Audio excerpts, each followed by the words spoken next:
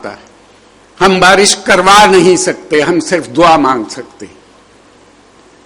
اس لیے دعا مانگنے کے لیے کسی میرٹ اور ٹیلنٹ کی ضرورت نہیں ہوتی. لہذا اس معاشرے میں میرٹ اور ٹیلنٹ کو ریکگنائز نہیں کیا جاتا تھا.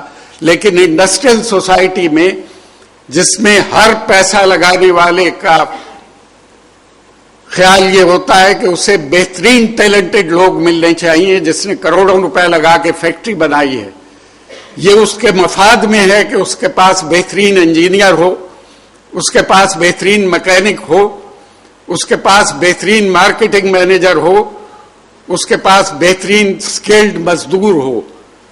یہ اس کا فائدہ ہے. لہذا بہترین لوگ خود بخود ریکگنائز ہو جاتے ہیں اور ان کو ان کی قیمت پوری ملتی ہے.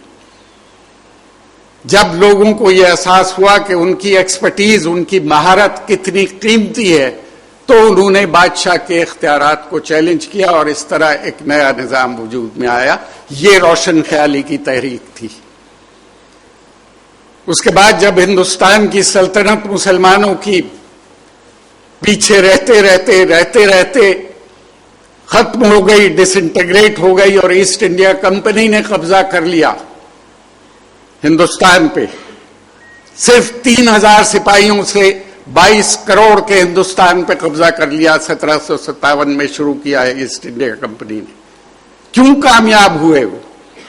اگر آپ اکبر کے زمانے کے ہندوستان کو اس دور کے انگلستان سے کمپیئر کریں, ایلزابتھ اول اس دور میں حکمران تھی وہاں, تو وہ ہندوستان کے, اکبر کے ہندوستان کے مقابلے پہ ایک بیکورڈ اور جنگلی معاشرہ نظر آتا ہے ہمیں. اس دور کا انگلستان یورپ کے نقشوں میں نہیں دکھایا جاتا. اور اگر آپ ماہرین سے پوچھیں کہ انگلستان کا جزیرہ اس نقشے میں نہیں ہے, تو وہ یہ کہیں گے کہ اس کی اتنی اہمیت نہیں تھی اور اتنا چھوٹا جزیرہ تھا کہ اس کو دکھانے کی ضرورت نہیں تھی. سی پائرٹس کا جزیرہ سمجھا جاتا تھا, سمندری لٹیروں کا جزیرہ. وہ دور انگلستان کا سنہری دور سمجھا جاتا ہے. اکبر کا دور ہندوستان میں سنہری دور کہا جاتا ہے. ہم بہت آگے تھے ان سے. لیکن اس کے بعد 65% دنیا پہ اسی چھوٹے جزیرے نے, جو 400 سال پہلے نقشے میں نہیں ہوتا تھا, 65% دنیا پہ اس نے قبضہ کیا, اور اس کی سلطنت میں سورج غروب ہونا بند ہو گیا. یہ کس لیے ہوا؟ یہ اس لیے ہوا, 3000 سپاہیوں سے اس لیے ہندوستان فتح کرنے میں کامیاب رہی ایسٹ انڈیا کمپنی کہ وہ ایک ایسے معاشرے کی تجارتی کمپنی تھی جو ایک اپ کمنگ معاشرہ تھا, جو ڈائنامک معاشرہ تھا, جو چینج ہو رہا تھا. اور ہندوستان کا معاشرہ ایک ڈیکیڈنٹ معاشرہ تھا. اس میں تنزل کی رفتار بہت تیز تھی. اس کے حکمران 15 دن لگاتار مشاعرے کر رہے تھے. اس کے حکمران ہجڑوں کی فوج بھرتی کر رہے تھے اپنی ریاستوں میں. اس کے حکمران رستم اور سوراب کے مرنے کا 40 دن کا سوگ منا رہے تھے. رستم اور سوراب کون تھے؟ وہ نواب صاحب کے لڑاکا بٹیر اور تیتر تھے کہ وہ مر گئے ہیں, ان کا 40 دن کا سوگ منایا جائے گا. یہ معاشرہ تھا جس کو ایک ترقی پذیر معاشرے نے شکست دی تھی. وہ معاشرہ روشن خیال تھا. یہ معاشرہ ایک ڈیکیڈنٹ, سڑا ہوا, ناکام, تنزل پذیر معاشرہ تھا. اور میں سمجھتا ہوں کہ ہمارا معاشرہ آج بھی اسی تنزل کا شکار ہے. ہم اس سلائڈ ڈاؤن ورڈ کو, اس تنزل کو روکنے میں ابھی تک کامیاب نہیں ہوئے. ہمارے ہاں آج بھی میرے جیسے کمزور نظر کے, جن کو 4 قدم دور چیز نظر نہیں آتی, حبیب بینک پلازا کی چھت پہ کھڑے ہو کے عید کا چاند دیکھتے ہیں, جبکہ آپ 200 سال کے چاند پریڈکٹ کر سکتے ہیں کہ کس وقت اور کس دن نظر آئے گا. تو یہ روشن خیالی کا مطلب नाच गाना रक्स नहीं है, वो भी एक छोटा सा हिस्सा है माशरे का। रक्स अगर बुरा होता तो जंगल में मोर कभी रक्स ना करता। रक्स अगर बुरा होता, मौसीकी अगर बुरी होती तो कोयल और बुलबुल के चहचहाने की आवाजें कभी कुदरत पैदा ना करती। तो मैं सिर्फ आपको ये कह रहा था कि अगर मौसीकी बुरी चीज होती, मैं ये नहीं कह रहा कि आप नाच गाना अपना लीजिए, मत अपनाइए, कोई जबरदस्ती नहीं है आप पे। लेकिन अगर मौसीकी लय सुर बुरी होती तो कुदरत कभी लय और सुर को ईजाद ना करती। ये तो कुदरत के बस में था। सवाल ये पैदा होता है कि हमें आज की दुनिया का मुकाबला करने के लिए, हम शिकायत करते हैं कि अमेरिका ने सारी दुनिया को गुलाम बना लिया, खासतौर पे मुसलमानों को गुलाम बना लिया। हमें उसके लिए क्या करना चाहिए? हमें क्यों गुलाम बना लिया? हमें इसलिए गुलाम बना लिया कि हम दुनिया का साथ देने के काबिल नहीं रहे। हमने इल्म को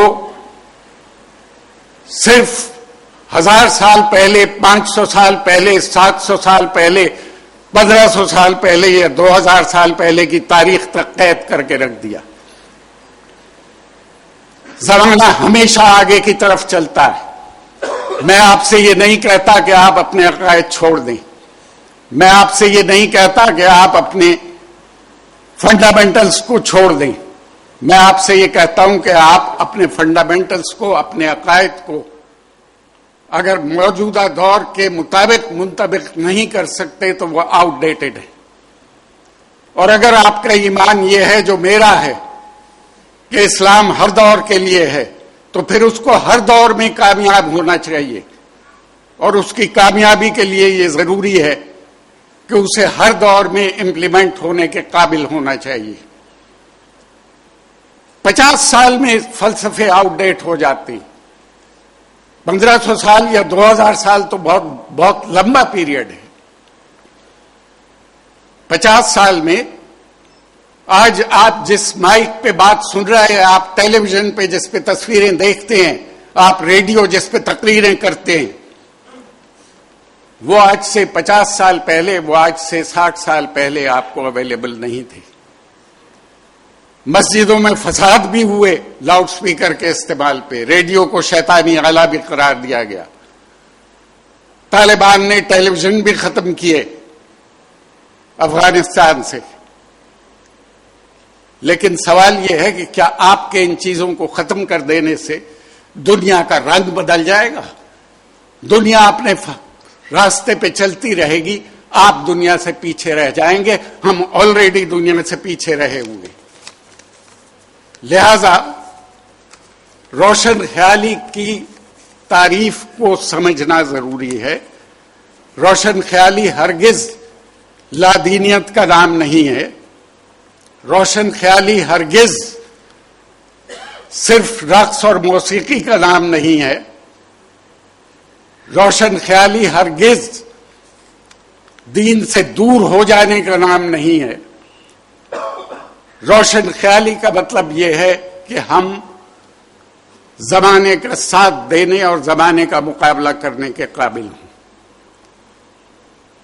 और जमाने का मुकाबला करने के काबिल उसी वक्त हो सकते हैं जब उस दौर का इल्म हमारे पास हो जिस दौर में हम जिंदा हैं। हम आज से 100 साल पहले के माशरे में जिंदा नहीं रह सकते। हम आज से 200 साल पहले के माशरे में जिंदा नहीं रह सकते। हमें 2006 में जिंदा रहना है और हमारे आने वाली नस्लों को 2020 में, 2030 में, 2040 में जिंदा रहना है।